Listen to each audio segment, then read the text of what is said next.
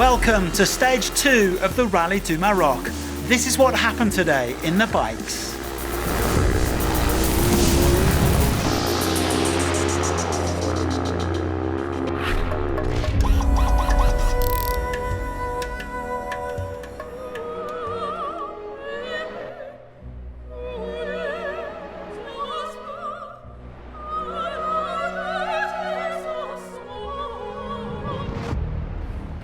There was another retirement in RallyGP today as Skylar Howes ground to a halt at kilometre 103.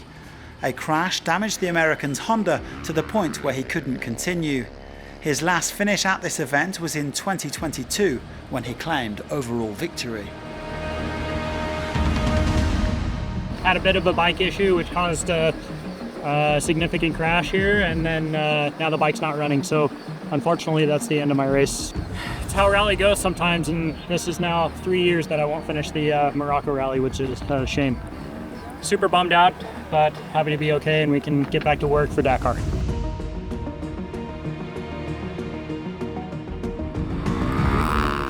It's pretty remarkable to see Adrian van Beveren riding here in Morocco only a few weeks after a nasty crash in Portugal. The Frenchman suffered broken ribs and shoulder injuries, but after intensive therapy, he got the green light to ride this week. He is struggling with stiffness, but gradually improving. 4th place today for the man who describes himself as a rally raid addict.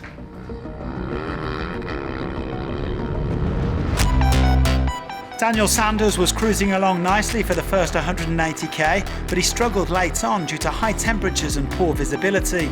At one point, the Aussie smashed his chest and throat into the roadbook tower, but he still came 3rd, and he won't have to open tomorrow. It's always good when you don't have to focus on, the navigation and always checking, double checking, making sure you're on the right track all the time. When you've got 2 lines in front that are confirming your quick read, it's just going to let me commit to the throttle a little bit more and push those lines. So, yeah, we'll see what they can do tomorrow out front, and I'm happy to be starting 3rd, and let's see if we can catch them.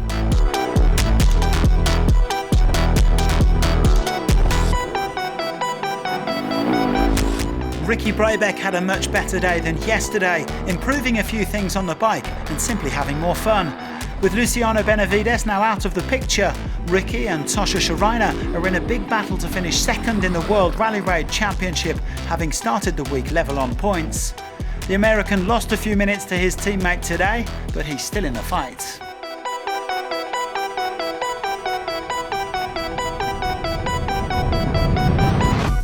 Sharina also made some upgrades to his bike settings overnight, and his reward came in the shape of the Stage 2 victory.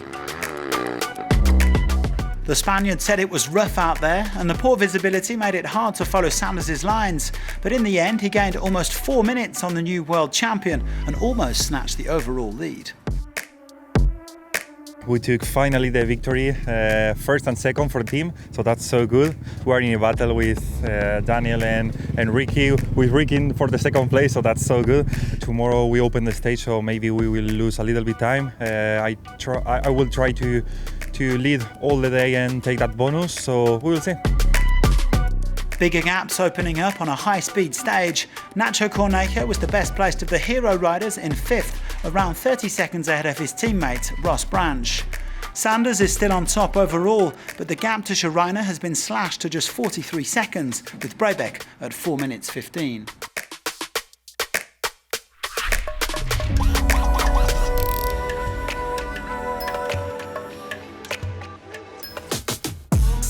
Michael Doherty's one of the fastest guys out there when it comes to the sand, and he was happy today to take a spin in the dunes. The South African did make one big mistake in the first 100 kilometres, but with the Rally2 leader Edgar Canet struggling in the heat and not wanting to take major risks, Doherty won the stage to close the gap overall.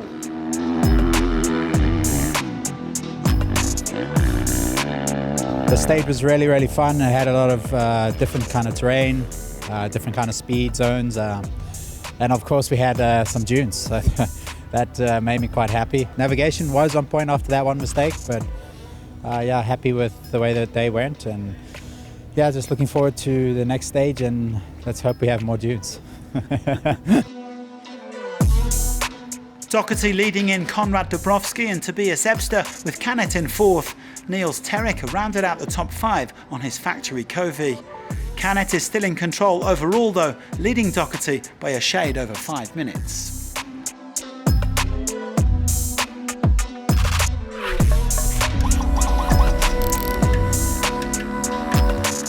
Thomas Zoldos took the day's victory in Rally 3.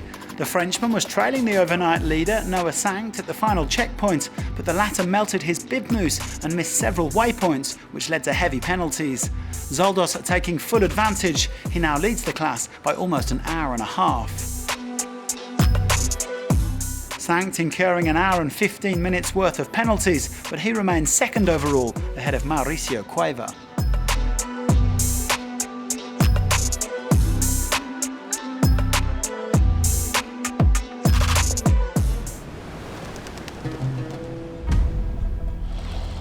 The rally has set up shop in Erfoud on the edge of the Sahara Desert. It is known as Morocco's capital of dates and will even host a date festival at the end of this month. There's a date for your diaries.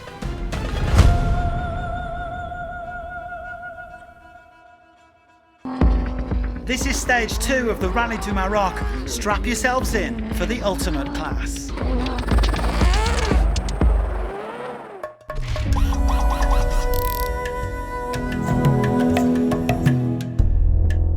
Ford M Sport have taken control of the rally. Nani Roma is your new overall leader.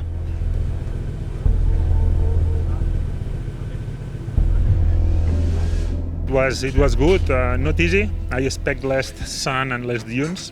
I expect more track, but just from the beginning we had a lot of camel grass, a lot of small dunettes, a lot of wets, The beginning it was a little bit tricky, to be honest. We tried to not make mistakes, to keep calm, to be all focused all the way. In the dunes also it's not easy when the light is in the top. But yeah, the car it's really fantastic. We feel well. We feel really relaxed and yeah, happy to be here and happy to leading the rally. Yeah, good. No, super good. Super good. Fantastic. When it comes to the fight for overall victory, João Ferreira is also very much in the thick of it. The Portuguese driver is just trying to keep his head down and stay out of trouble, and that conservative approach is paying dividends. He sits third overall. Mattia Serradori is also performing nicely in the new CR7, saying he can feel the improved speed and traction with the upgraded chassis. He and Loic Menaudier still need to figure out the suspension settings, but they're running in 6th overall. It was a day of differential drama for the Toyota Gazoo Racing W2RC team. Seth Quintero was going great guns at the start, topping the early timesheets, but when he got to the dunes he lost the rear diff through no fault of his own. That ended any hopes of taking the stage win. I think today was our day, but now I think the rest of the days are our days. We're going to give it 110% and try to take as many points as possible, see what happens, and yeah, try to get to the finish. But there was another rear diff failure with much bigger implications for the World Rally Raid Championship, that of Henk Latteken. The South African also started strong, but the rear diff gave up just before a dune section. There was no way to fix it, and you try getting a 2.5-ton car over big dunes with only front-wheel drive. Latteken losing a lot of time and potentially any hopes of becoming world champion. Really painful because we knew we were just losing minutes and minutes and minutes. So in the end, we lost over an hour. So it puts us out the running for the race. So yeah, it's a bit of a sad day, but it is what it is. Well, his loss was obviously his rival's gain, starting with teammate Lucas Morais. The Brazilian had a nice clean stage, setting off in 3rd and finishing in 3rd. Even if the pressure's really on, he didn't push like crazy, especially in the dunes where visibility was poor, but he is up to 2nd place now, both in the rally and the W2RC.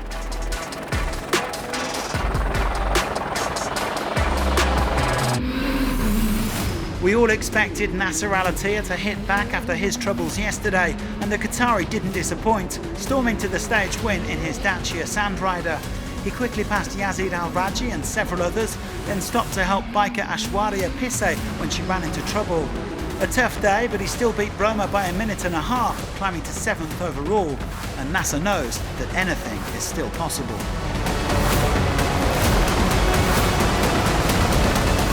You can have a lot of surprise, you know. Yesterday we lose 12 minutes, and today we win the stage and we come back again. But okay, it's still the game is open, and we try to do our best day by day. Al-attiyah originally beat Roma by just 18 seconds before getting some time back for his stop with Pisse, just under 5 minutes between the top 5 on the stage. Roma leads Maroc by 47 seconds, followed by Ferreira, Ekstrom and Loeb. Al-attiyah is 10 minutes and 26 seconds off the pace.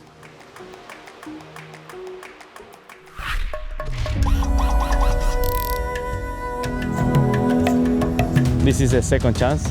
Kevin Benavides, a two-time Dakar winner in the bikes, has started the next chapter of his career in the Challengers. I decided to start on the bike because I had a big accident last year in 2024. I broke my radial nerve, my elbow, so I have a lot of surgeries.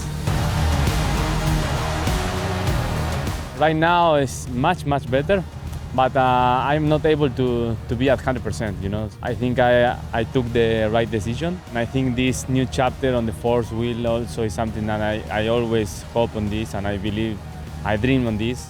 Of course, I have a lot of experience on the desert, but I don't have experience on the car. I need to start step by step, so I am really excited to start this Rally2 Maroc.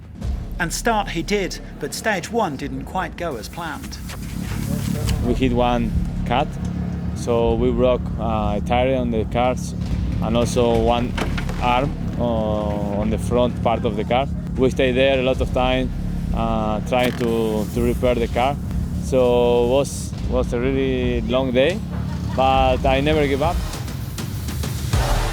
No indeed, and Benavides fans will be pleased to hear that Kevin had a much smoother day today, finishing 6th in the T3s.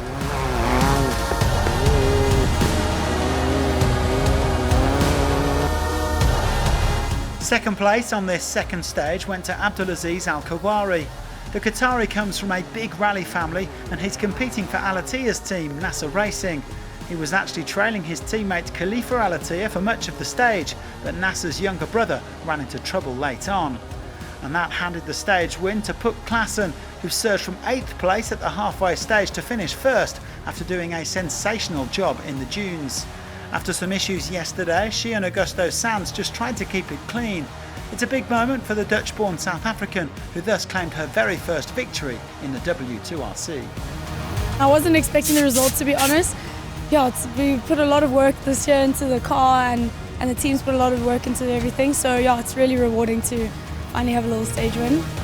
Klaassen beating Al-Kawari by 1 minute and 9 seconds, with Pau Navarro, Charles Munster and Yasser Sayadan following them in. Sayadan still leads by 2 minutes and 11 seconds from Munster, Klaassen up to 5th.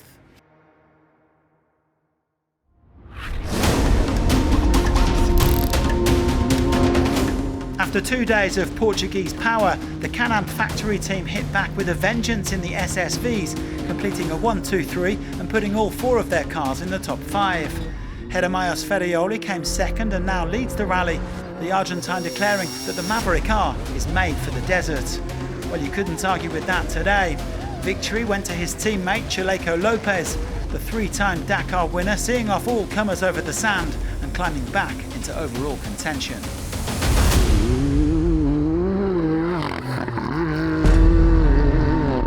Yeah, it's coming Can-Am. Yeah, for Ferrioli is first in overall, for me first today. 3 days more here in Maroc. I pushing us the final kilometer, sure. Helder Rodriguez was the only non-Can-Am factory driver in the top 5, sandwiched between the Americans Hunter Miller and Kyle Cheney. Ferrioli leads from Miller, with the W2RC leader Alexander Pinto slipping to 3rd.